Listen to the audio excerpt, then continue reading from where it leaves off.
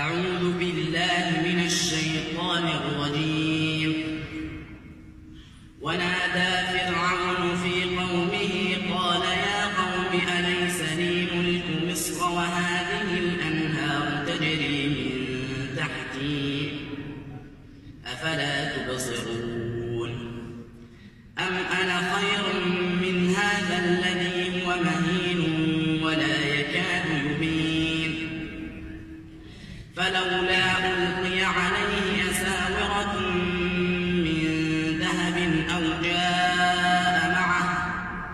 أو جاء معه الملائكة مقترنين فاستخف قومه فأطاعوه إنهم كانوا قوما فاسقين.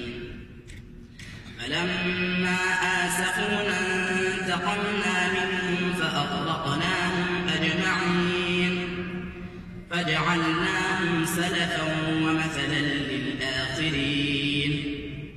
ولما ضرب ابن مريم مثلا إذا قومك منه يصدون وقالوا آلهتنا خير أم هو ما ضربوه لك إلا جدلا بل هم قوم خصمون.